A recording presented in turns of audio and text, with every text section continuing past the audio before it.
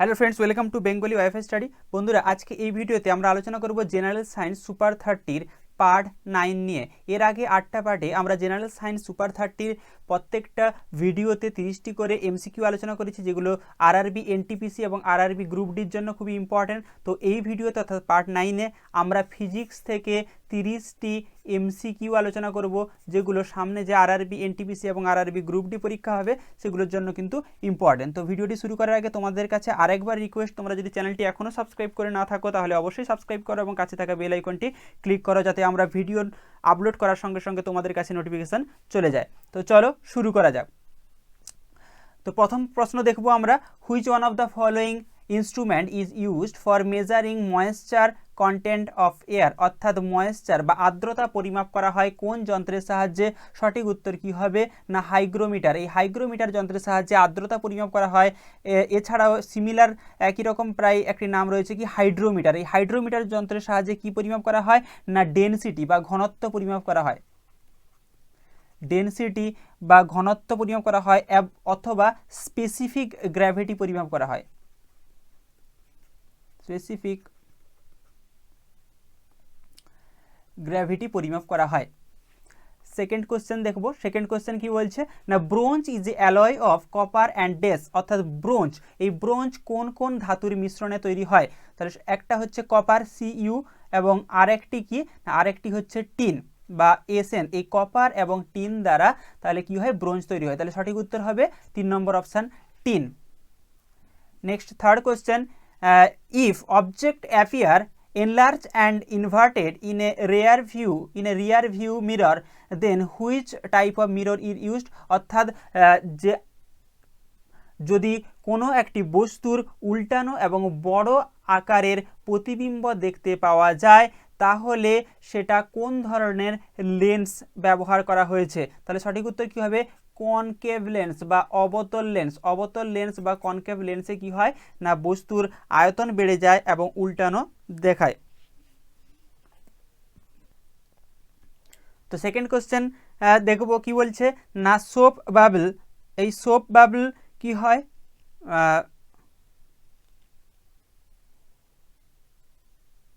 Sorry, তো দেখো বন্ধুরা, এরপরে আমরা 4 নম্বর প্রশ্ন দেখব। 4 নম্বর প্রশ্ন কি বলছে না, সোপ বাবল বা এই সাবানের যে বুদবুদ, সেই সাবানের বুদবুদ কি হয় না অ্যাটেন্ড স্পেরিক্যাল শেপ, অর্থাৎ গোলাকার আকার, গোলাকার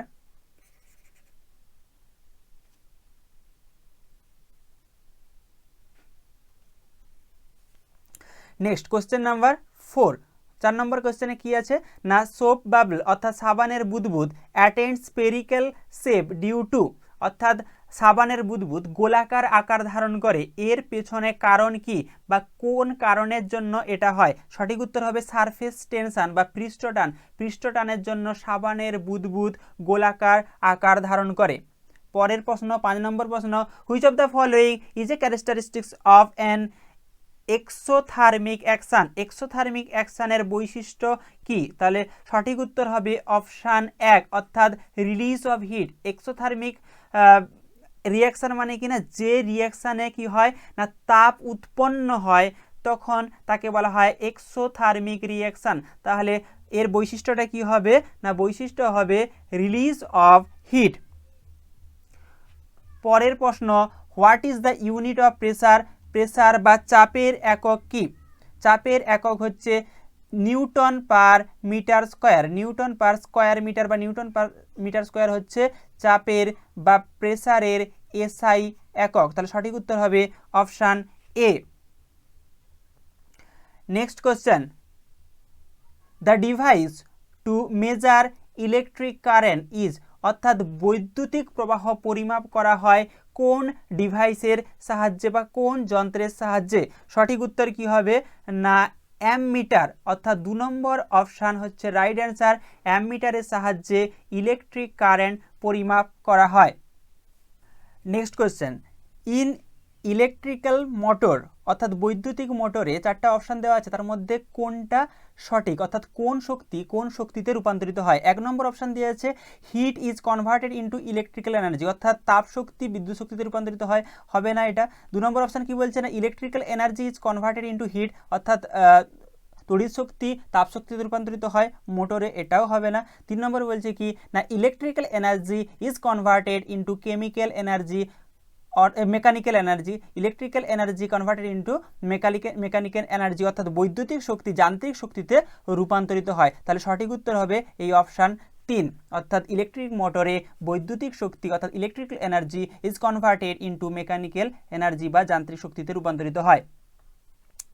next, the unit of electric power, অর্থাৎ বৈদ্যুতিক শক্তির একক কি? সঠিক উত্তর কি হবে? ওয়াট। ওয়াট হচ্ছে বৈদ্যুতিক শক্তির একক। Next question, the value of 40 degree Celsius, অর্থাৎ 40 ডিগ্রি সেলসিয়াস ফারেনহাইট ডিগ্রিতে কত হবে? তাহলে 40 ডিগ্রি সেলসিয়াস সমান কত ডিগ্রি ফারেনহাইট? এটা নির্ণয় করার জন্য একটা সূত্র আছে, সেই সূত্রটা হচ্ছে C/5 = F-32/9। এখানে আমাদের নির্ণয় করতে হবে কি ফারেনহাইট, তাহলে F কি হবে না F হবে 9C/5 প্লাস 32।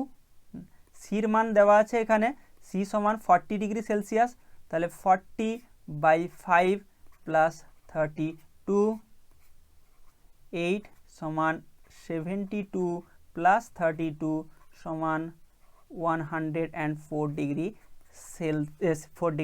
ফারেনহাইট হবে, সেলসিয়াস নয় ফারেনহাইট, অর্থাৎ 40 ডিগ্রি সেলসিয়াস সমান 104 ডিগ্রি ফারেনহাইট। তো এইভাবে এই সূত্র প্রয়োগ করে কিন্তু আমাদের নির্ণয় করতে হবে। তাহলে C এখানে হচ্ছে সেলসিয়াস আর F হচ্ছে ফারেনহাইট। C/5 = F-32/9 এভাবে নির্ণয় করতে হবে। নেক্সট প্রশ্ন, চুজ দ্য কারেক্ট স্টেটমেন্ট। 4টা স্টেটমেন্ট দেওয়া আছে, এখানে কোনটা সঠিক সেটাকে নির্ণয় করতে হবে। 1 নম্বর স্টেটমেন্ট কি বলছে? Wavelength of the red light is less than violet light, অর্থাৎ বেগুনি আলোর থেকে লাল আলোর তরঙ্গ দৈর্ঘ্য কম, তাহলে এটা ভুল। নেক্সট হচ্ছে কি না wavelength of red light is more than violet light, অর্থাৎ লাল আলোর তরঙ্গ দৈর্ঘ্য বেগুনি আলোর তরঙ্গ দৈর্ঘ্য থেকে বেশি, তাহলে এটাই সঠিক, কারণ লাল আলোর তরঙ্গ দৈর্ঘ্য হচ্ছে সব থেকে বেশি এবং ভায়োলেট লাইটের তরঙ্গ দৈর্ঘ্য হচ্ছে সব থেকে কম, তাহলে রাইট অ্যান্সার হবে option 2। Next question, frequency is measured by, অর্থাৎ ফ্রিকোয়েন্সি পরিমাপ করা হয় কোন এককের সাহায্যে? তাহলে সঠিক উত্তর হবে হার্জ, HZ বা হার্জের দ্বারা ফ্রিকোয়েন্সি মেজার করা যায়। পরের প্রশ্ন, Armstrong is a unit of, অর্থাৎ এই অ্যামস্ট্রং কিসের ইউনিট? সঠিক উত্তর হবে লেন্থের ইউনিট, লেন্থের ছোট ইউনিট হচ্ছে কি না angstrom. Next question, the SI unit of acceleration, অর্থাৎ ত্বরণের এসআই ইউনিট কি? ত্বরণের এসআই ইউনিট হচ্ছে মিটার পার সেকেন্ড স্কোয়ার, ত্বরণের এসআই ইউনিট হচ্ছে কি না মিটার পার সেকেন্ড স্কোয়ার, এবং সিজিএস ইউনিট হচ্ছে কি না সেন্টিমিটার পার সেকেন্ড স্কোয়ার। পরের প্রশ্ন, কনসিডার দ্য ফলোয়িং ফেনোমেনা। 3টা ফেনোমেনা দিয়েছে। Light is affected by gravity, অর্থাৎ আলো মধ্যাকর্ষণ দ্বারা প্রভাবিত হয়। 2 নম্বর দিয়েছে কি দ্য ইউনিভার্স, 2 নম্বর ফেনোমেনা কি দিয়েছে? ইউনিভার্স ইজ কনস্ট্যান্টলি এক্সপ্যান্ডিং, অর্থাৎ আমাদের যে মহাবিশ্ব প্রতিনিয়ত তারা কি হচ্ছে না বড় হচ্ছে, বাড়ছে।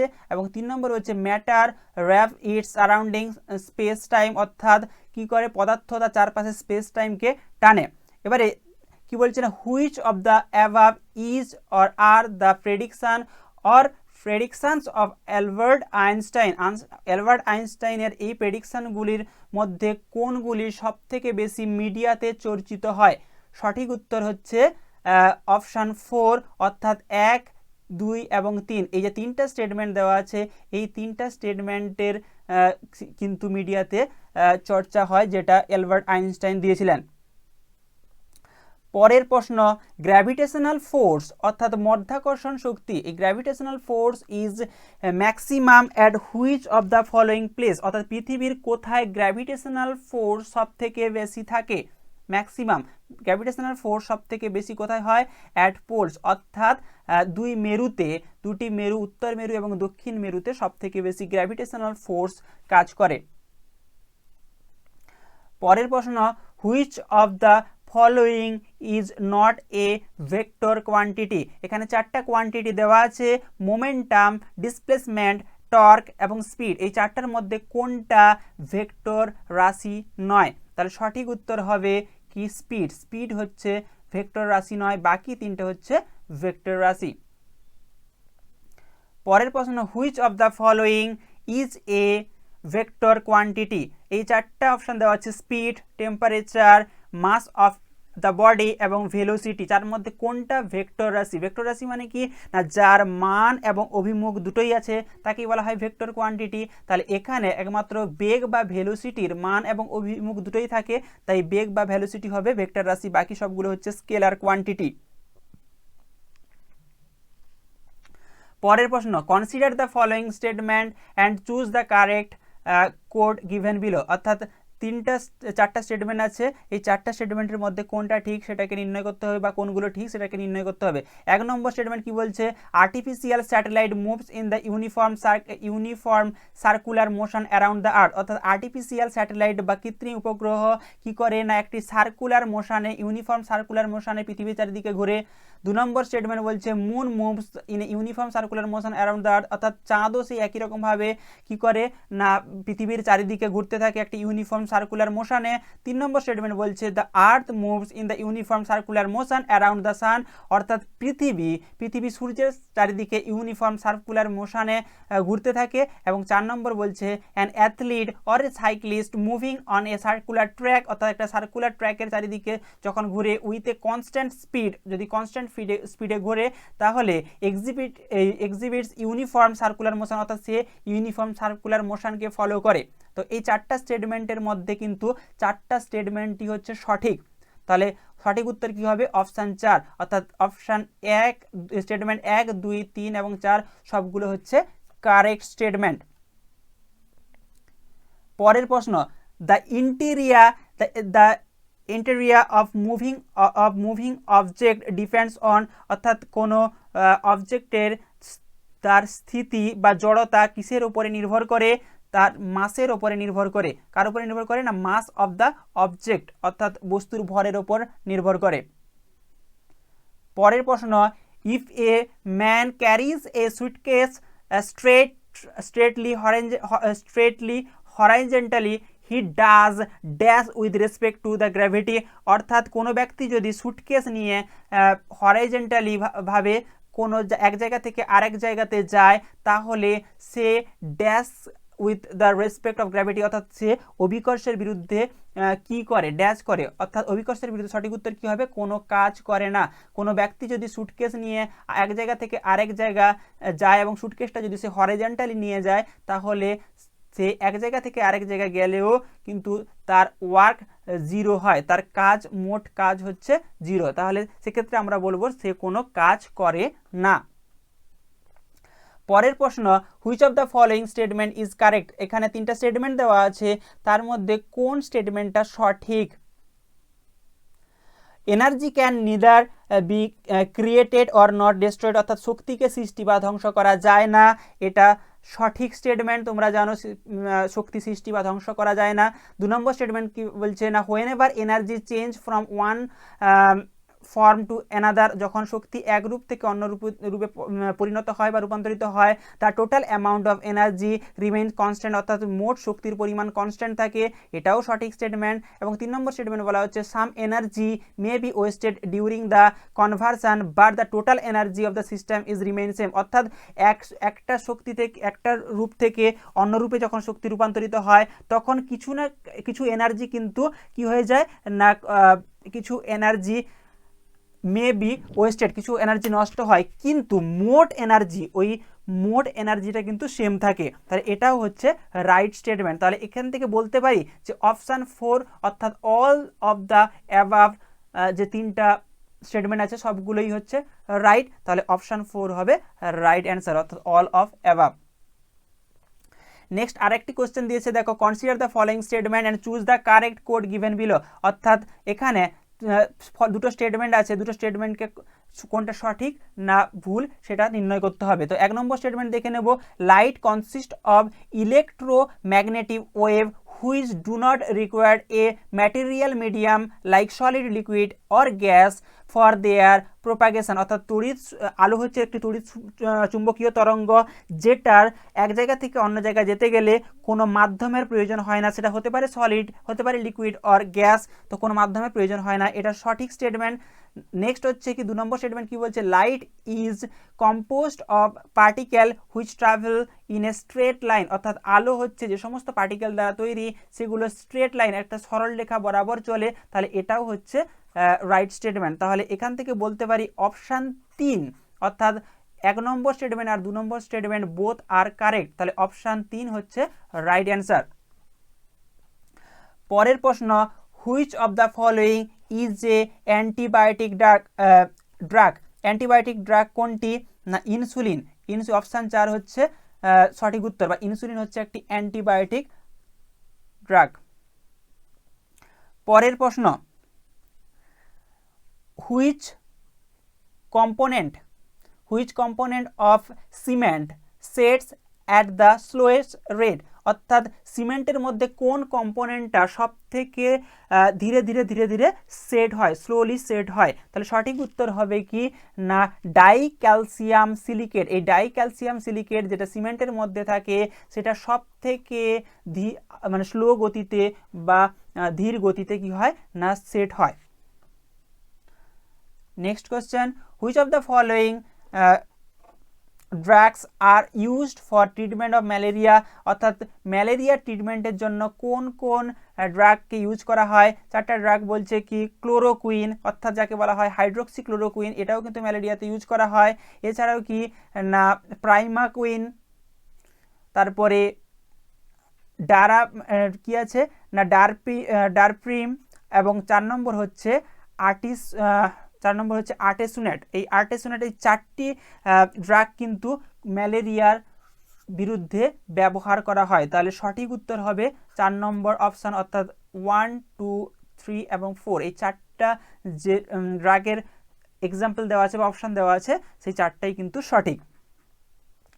পরের প্রশ্ন, if the force applied on a object is in the direction opposite to the direction of motion the speed of object. অর্থাৎ কোনো অবজেক্টের উপরে যে বল প্রয়োগ করা হয় সেই বলটা যদি তার গতির বিপরীত দিকে ক্রিয়া করে তাহলে ওই বস্তুটির স্পিড কি হবে, স্পিড বাড়বে না কমবে। যদি বিপরীতে কাজ করা হয়, বল প্রয়োগ করা হয়, তাহলে কি হবে না স্পিডটা ডিক্রিজ হবে, কমে যাবে, তাহলে 3 নম্বর অপশান হবে রাইট অ্যান্সার। পরের প্রশ্ন, out of the following types of iron ore reserve of which type of largest in India. অর্থাৎ এখানে 4 রকমের আয়রনের আকরিক দেওয়া আছে, ওরে দেওয়া আছে, হেমাটাইট, ম্যাগনেটাইট, সিডেরাইট এবং 4 নম্বর হচ্ছে কি লিমোনাইট। এই 4টির মধ্যে কোনটা ভারতে সব থেকে বেশি রিজার্ভ আছে, তাহলে সঠিক উত্তর হবে অপশান 1 অর্থাৎ হিমাটাইট। এই হিমাটাইট বা যাকে বলা হয় রেড হেমাটাইট, এটা ভারতে সব থেকে বেশি রিজার্ভ রয়েছে। পরের প্রশ্ন, which one of the following industries used limestone as a principal র ম্যাটেরিয়াল। অর্থাৎ কোন ইন্ডাস্ট্রিতে লাইমস্টোনকে সব থেকে বেশি র ম্যাটেরিয়াল হিসাবে ব্যবহার করা হয়। এই লাইমস্টোন কি না, লাইমস্টোন হচ্ছে calcium carbonate CaCO3, calcium carbonate বা লাইমস্টোন। এই লাইমস্টোন সব থেকে বেশি ব্যবহার করা হয় কোন শিল্পে না সিমেন্ট শিল্পে লাইমস্টোন বা ক্যালসিয়াম কার্বনেটকে সব থেকে বেশি ব্যবহার করা হয়। নেক্সট কোশ্চেন, ইন ফটোসিনথেসিস অর্থাৎ সালোক সংশ্লেষে কোন শক্তিতে রূপান্তরিত হয়। এখানে 1 নম্বর অপশন বলছে solar energy convert into hit energy, অর্থাৎ সৌরশক্তি তাপশক্তিতে রূপান্তরিত হয়, এটা হবে না, ভুল। 2 নম্বর হচ্ছে solar energy converted into kinetic energy, অর্থাৎ গতিশক্তিতে রূপান্তরিত হয় সৌরশক্তি, এটাও হবে না। 3 নম্বর হচ্ছে solar energy converted into potential energy বা সোলার এনার্জি পোটেনশিয়াল এনার্জিতে রূপান্তরিত হয়? এটাও কিন্তু হবে না। তাহলে সঠিক উত্তর কি হবে না নান অফ অ্যাবাভ, অর্থাৎ এখানে কোনোটি সঠিক নয়। তাহলে কি হয়, ফটোসিনথেসিসে আলোক শক্তি স্থৈতিক শক্তিতে রূপান্তরিত হয় বা স্থিতিশক্তিতে রূপান্তরিত হয়। তো ফ্রেন্ডস, এই ভিডিওতে এইটুকুই। এই পার্ট 9-এ আমরা 30টা প্রশ্ন আলোচনা করলাম, যেগুলো বেশিরভাগ কিন্তু ফিজিক্স পোর্শন থেকে ছিল। এবং ভিডিওটি যদি তোমাদের উপকারে আসে তাহলে অবশ্যই নিচে থাকা কমেন্ট বক্সে জানাবে। আর চ্যানেলটি যদি এখনও সাবস্ক্রাইব না করে থাকো তাহলে অবশ্যই এখানে যে সাবস্ক্রাইব বাটন আছে সেই সাবস্ক্রাইব বাটনে গিয়ে সাবস্ক্রাইব করো এবং কাছে থাকা যে বেল আইকন থাকবে সেই বেল আইকনটা অবশ্যই ক্লিক করবে। ধন্যবাদ।